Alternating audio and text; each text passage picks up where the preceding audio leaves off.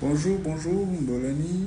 Alors, je viens un peu aujourd'hui parler de nos universités et nos grandes écoles. Est-ce que dans le budget de l'État, le paiement des bourses de ces étudiants est intégré dans le budget national, dans la loi de finances? Est-ce qu'on a prévu la bourse de ces enfants-là? Parce que si c'est prévu, on doit normalement exécuter. Pourquoi à chaque fois les enfants sont obligés de se mettre dans la rue, de brûler les pneus, de barricader l'entrée des universités, après d'encaisser des bombes lacrymogènes parce qu'ils viennent simplement réclamer un dû? Dans un pays sérieux où cette dépense a été planifiée en amont, pourquoi elle n'est pas exécutée, cette dépense? Comment ça se fait qu'avec autant d'intellectuels, de chercheurs dans nos universités, nos différentes universités, on n'arrive pas à résoudre le problème de financement des bourses des enfants? Il y a un souci.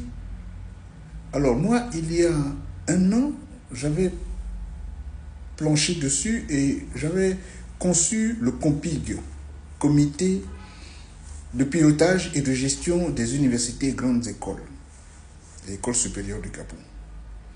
Dans ce comité, il était question d'avoir un représentant avec son cabinet de 5 membres, un représentant donc des universités et grandes écoles pour la partie académique, ensuite un représentant du ministère des Travaux publics pour les infrastructures, en collaboration avec le génie militaire, parce qu'on peut associer le génie militaire à la construction de nos universités, nos grandes écoles. On n'est pas obligé toujours de faire des appels d'offres et donner ces marchés à des entreprises extérieures. L'État gabonais, par souci d'économie, peut décider de faire intervenir le génie militaire. Nous avons des génies, des ingénieurs en génie civil là-bas. Alors, donc dans le comité, il y a aussi donc les gens du génie militaire. Il y a ensuite le budget pour ce qui est financement des infrastructures et paiement des bourses et toutes les charges de ces universités-là.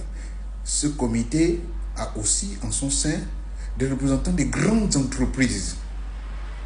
Il est important qu'on puisse récupérer dans les RSE, les budgets prévus pour les RSE là, une partie pour financer nos grandes universités. Il y a Assala, bon, que l'État a racheté à l'époque. J'avais prévu Assala, Total Énergie ici. On ne peut pas être premier producteur de manganèse ou deuxième producteur de manganèse dans le monde. Et que Ramet, qui exploite notre manganèse ici, ne puisse pas nous construire des universités comme ils ont fait pour l'école des ingénieurs ou des mines là-bas à Manda. Donc, il nous faut mettre en place ce comité-là de pilotage et de gestion des universités et des grandes écoles et écoles supérieures.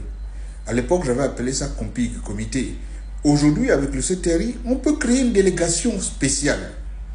On mettrait à la tête de cette délégation un militaire, chevronné en administration, en gestion administrative, accompagné donc d'un universitaire, un chercheur, un professeur pour la partie académique, pour être en adéquation, pour mettre l'enseignement en adéquation avec aujourd'hui ce qui sera demain développé dans le pays, parce qu'aujourd'hui on a un ministère de la planification, donc il faut intégrer un représentant du ministère de la planification pour voir dans quel secteur nous allons investir dans les 5 à 10 prochaines années et donc adapter aussi les formations et les filières par rapport à cette planification.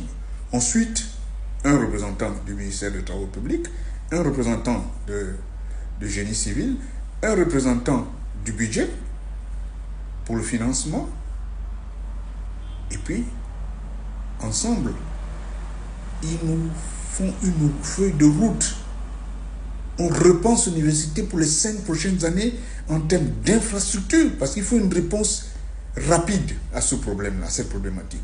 En termes d'infrastructure, quels seront nos investissements dans les 5 prochaines années pour que nos étudiants ne soient plus entassés comme des sardines dans les universités? les offres de logement pour les étudiants, les offres de documentation avec des centres multimédia dans chaque université. Il y a le CENO qui est là, qui peut apporter une réponse pour l'alimentation des étudiants, mais il faut complètement repenser tout ça. Donc, je demande à nos chères autorités actuelles de mettre en place une délégation spéciale pour la gestion des universités et grandes écoles. C'est une urgence. Merci et à bientôt.